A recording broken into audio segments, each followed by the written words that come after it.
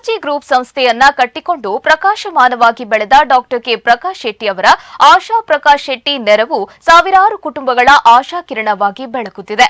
ಈ ಬಾರಿ ಅಶಕ್ತ ಕುಟುಂಬಗಳ 2-3 ಹನಿ ಕಂಪನಿ ಒರೆಸುವ ಮಹತ್ ಕಾರ್ಯ ಮಂಗಳೂರಿನ ಗೋಲ್ಡ್ಫಿನ್ ಸಿಟಿಯಲ್ಲಿ ನಡೆದಿದೆ. ಆಶಾ ಪ್ರಕಾಶ್ ಶೆಟ್ಟಿ ಸಹಾಯ ಹಸ್ತ ಪ್ರದಾನ ಸಮಾರಂಭವನ್ನು ಗಣ್ಯರು ಉದ್ಘಾಟಿಸಿದ್ದಾರೆ.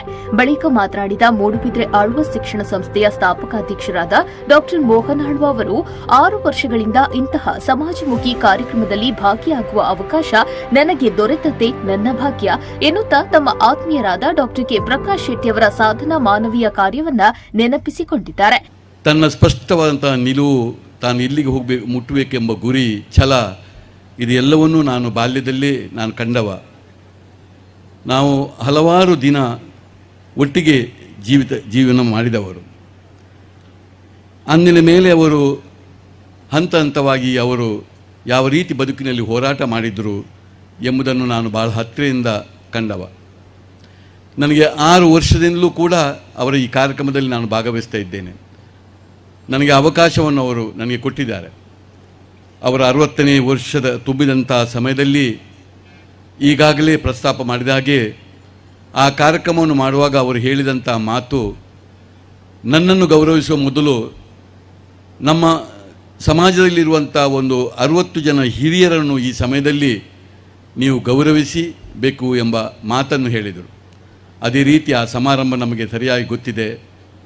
ಇಡೀ ಒಂದು 10-50 ಸಾವಿರ ಜನ ಸೇರಿಕೊಂಡು ಒಂದು 60 ಜನ ಹಿರಿಯರನ್ನು, ಬೇರೆ ಬೇರೆ ಸಮಾಜದ ಬೇರೆ ಬೇರೆ ಜನಾಂಗದ ಹಿರಿಯರನ್ನು ಗುರುತಿಸಿಕೊಂಡು ಅವರನ್ನು ಸನ್ಮಾನ ಮಾಡಿಕೊಂಡು ಅವರಿಗೊಂದು ₹1 ಲಕ್ಷ ಒಂದು ಗೋಲ್ಡ್ ಕಾಯಿನ್ಗಳನ್ನು ಕೊಟ್ಟುಕೊಂಡು ಮಾಡಿದಂಥ ಸಮಾರಂಭ ನಮ್ಮ ಕಣ್ಣೆದುರಲಿದೆ.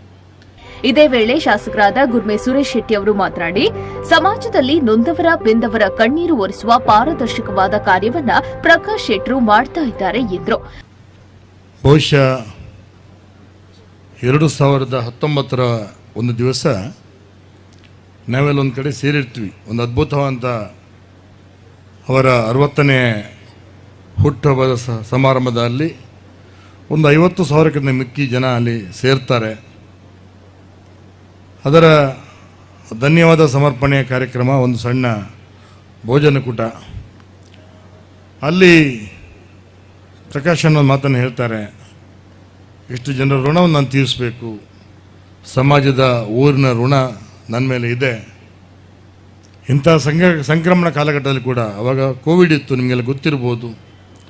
ಒಂದು ಕಡೆ ಮಂಗಳೂರಲ್ಲಿ ಕಾನೂನು ಸುವ್ಯವಸ್ಥೆಯ ಚರ್ಚೆ ನಡೀತಾ ಇತ್ತು. ಆ ಕಾಲಘಟ್ಟದಲ್ಲಿ ಏನು ಮಾಡಬೇಕು, ಇಟ್ಟ ಹೆಜ್ಜೆ ಮುಂದಿಡಬೇಕು ಹಿಂದಿಡಬೇಕು ಅನ್ನೋದು ಗೊಂದಲ ಇದ್ದಾಗ ಕಾರ್ಯಕ್ರಮ ನಡೀತು. ಭಾಳ ಅದ್ಧೂರಿಯಾಗಿ ನಡೀತು.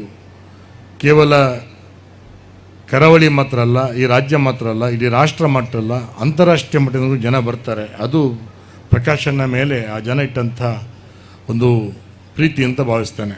ಬಳಿಕ ಸಮಾರಂಭದಲ್ಲಿ ಸಾಂಕೇತಿಕವಾಗಿ ಸಹಾಯ ಹಸ್ತ ಪ್ರದಾನ ಕಾರ್ಯಕ್ರಮ ನಡೆಯಿತು.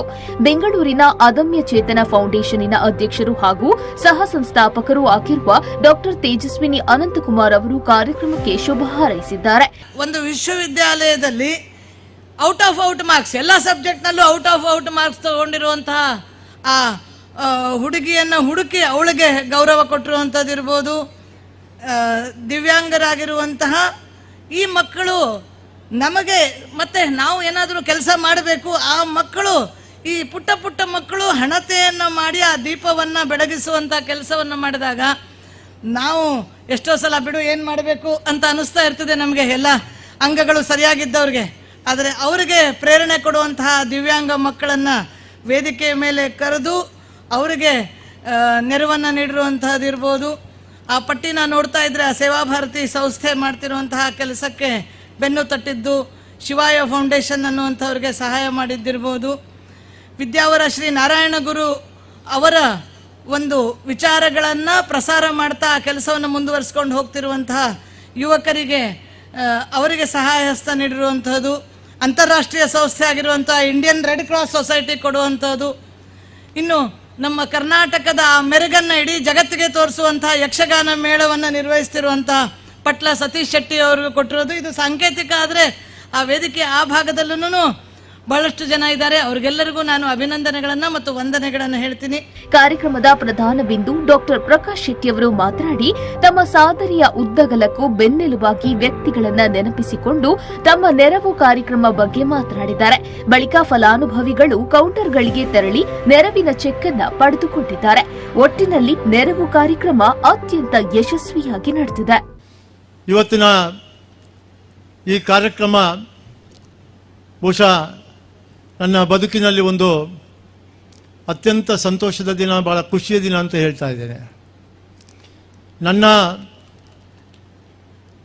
ನನ್ನ ಕುಟುಂಬದವರು, ಮೊದಲನೇದಾಗಿ ನನ್ನ ಧರ್ಮಪತ್ನಿ, ಹಾಗೆ ನನ್ನ ಮಗ ಗೌರವ್ ಶೆಟ್ಟಿ, ನನ್ನ ಸೊಸೆ ಅನುಷ್ಕಾ ಶೆಟ್ಟಿ, ನನ್ನ ಎಲ್ಲ ತಂಗಿಯಂದಿರು, ಅಕ್ಕ, ಭಾವಂದಿರು, ಅಣ್ಣ, ಅತ್ತಿಗೆ, ಅವರ ಪ್ರೇರಣೆ ಮತ್ತು ಅವರ ಪ್ರೋತ್ಸಾಹದಿಂದ ಈ ಕಾರ್ಯಕ್ರಮ ಈಗ ಪ್ರತಿ ವರ್ಷವೂ ನಡೆಯುತ್ತದೆ ಅಂತ ಹೇಳಲಿಕ್ಕೆ ಇಚ್ಛಿಸ್ತಾ ಇದ್ದೇನೆ. 2019ನೇ ಇಸ್ವಿಯಲ್ಲಿ ನಾನು ಸುರೇಶಣ್ಣ ಮಾತಾಡುವಾಗ ಈ ಸಹಾಯಹಸ್ತ ನೆರವು ಯೋಜನೆಯನ್ನು ಮಾಡೋಣ. ಆವಾಗ ನನಗೆ ತಲೆಗೆ ಹೋದದ್ದು ಮೊದಲು ನನ್ನ ಬಾಲ್ಯದ ಕಷ್ಟದ ಜೀವನ, ಆ ಕಷ್ಟದ ಬದುಕು, ಆಮೇಲೆ ನಮ್ಮ ಭವಿಷ್ಯದ ಬದುಕನ್ನು ಹುಡುಕಿಕೊಂಡು ನಾನು ಬ್ಯಾಂಗ್ಳೂರು ಹೋದೆ. ಹೋಗುವಾಗಲೂ ಒಂದು ಸಂಕಲ್ಪವನ್ನು ಮಾಡಿಕೊಂಡೇ ಹೋದೆ.